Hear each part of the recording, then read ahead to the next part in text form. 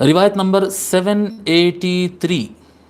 ٹھیک ہے، 783، عن سلیمان بن یسار رضی اللہ عنہ ان جہجاہ الغفاری اخذ عصا عثمان التي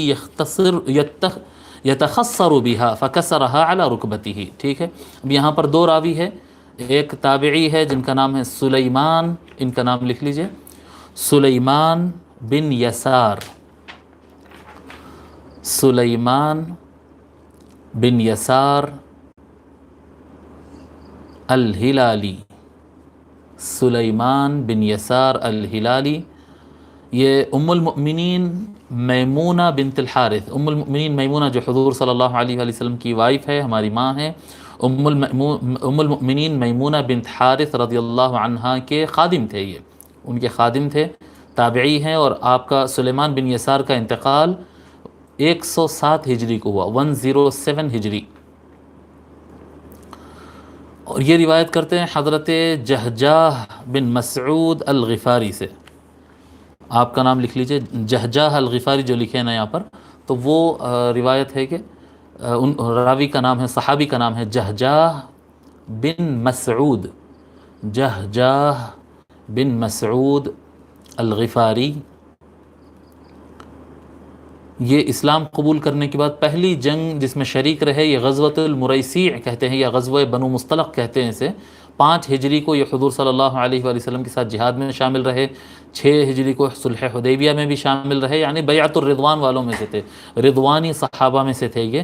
اور کیا کہتے ہیں، آپ کا وصال، آپ کا انتقال 36 ہجری کو ہوا،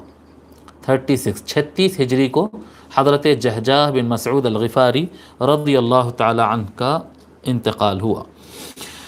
آئیے روایت پڑھتے ہیں۔ حضرت سلیمان بن یسار رضی اللہ تعالیٰ عنہ روایت فرماتے ہیں کہ جہجاہ الغفاری نے حضرت عثمان رضی اللہ تعالی عنہ کی وہ عصا لے لیا جس سے وہ کیا کہتے ہیں اپنا وزن ڈال کر کھڑے ہوتے تھے، جی، جس پر اپنا وزن ڈال کر کھڑے ہوتے تھے، التی یختصر بها یتخصر بها، خصر کمر کو کہتے ہیں، التی یتخصر بها، جس پہ اپنے کمر کا وزن ڈال کر ٹیکا لے کر کھڑے ہوتے تھے، یعنی خطبہ دیتے وقت۔ یہ واقعہ اس طرح سے ہے کہ جمعہ کے خطبہ کے لیے چڑھے تھے، تو جس وقت وہ خطبہ جمعہ کے لیے جو لکڑی استعمال کرتے ہیں نا کھڑے رہ کر، وہ لکڑی تھی یہ، تو وہ حضرت عثمان رضی اللہ تعالیٰ عنہ اور ان میں کافی بڑا تنازع ہوا تھا، یہی ایام فتن کا مسئلہ تھا جب شدید اختلاف ہو گیا تھا صحابہ کرام رضی اللہ عنہم میں، تو وہ خطبہ دے رہے تھے، تو ان کو روکنے کے لیے یہ اٹھے اور ان کے ہاتھ میں سے عصا کھینچے اور اپنا گھٹنا رکھ کر وہ عصا کو، جو چھڑی تھی، جو لکڑی تھی جس پر وہ ٹیک کر جمعہ کا خطبہ دے رہے تھے، اس کو کھینچے اور اپنا گھٹنا رکھ کر وہ لکڑی کو توڑ دیے، فوقعت فی رکبتہ الآکلہ، تو اس کے بعد کہتے ہیں کہ ان کے گھٹنے میں کیا کہتے ہیں ایک قسم کا پھوڑا آ گیا تھا، ایک قسم کے جیسا زخم ہوتے ہیں، بعض قسم کے زخم ایسے ہوتے ہیں جس میں کیڑ جیسا لگ جاتا ہے، یعنی کیڑ نظر تو نہیں آتا لیکن کیڑ جیسا وہ کھاتے رہتا ہے، ان کے انتقال تک پھر وہ زخم ختم نہیں ہوا تھا، تھوڑے ہی عرصے کے بعد ان کا انتقال ہو گیا تھا، یعنی اسی سال جس سال یہ واقعات ہوئے تھے اسی سال حضرت عثمان رضی اللہ تعالیٰ عنہ شہید ہوئے، اور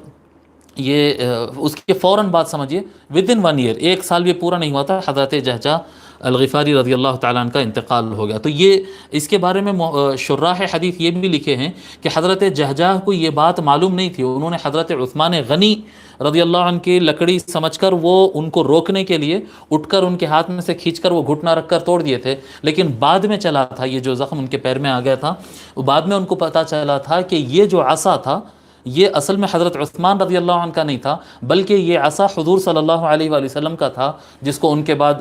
خلیفہ حضرت ابو بکر رضی اللہ عنہ، پھر خلیفہ حضرت سیدنا عثمان رضی اللہ عنہ، پھر ان کے بعد حضرت عثمان غنی رضی اللہ تعالیٰ عنہ اس کو استعمال کر رہے تھے۔ تو حضرت جہجاہ کو یہ پتہ نہیں تھا، انہوں نے حضرت عثمان غنی کی لکڑی سمجھ کر کھینچ کر اس طرح سے توڑ دیا تھا، تو کیونکہ وہ یعنی بہت برکت والے ہاتھ میں استعمال ہوئی تھی، اس لیے پھر ان کو یعنی کیونکہ اللہ تبارک و تعالیٰ کا بھی معاملہ یہ ہے کہ جب بندے کو آخرت کے عذاب سے بچانا ہوتا ہے تو یا اللہ تبارک و تعالیٰ ایسے ہی معاف کر دیتا ہے، یا پھر اللہ تبارک و تعالیٰ دنیا کے ہی اندر کچھ سزا دے کر وہ بات کو ختم کر دیتا ہے۔ تو حضرت جہجاہ الغفاری رضی اللہ تعالیٰ عنہ کے گھٹنے میں اس طرح سے زخم آ گیا تھا، کیونکہ وہ جس لکڑی کے ساتھ ان کو ادب کرنا تھا وہاں پر ان سے بڑی غلطی ہو گئی تھی، ٹھیک ہے۔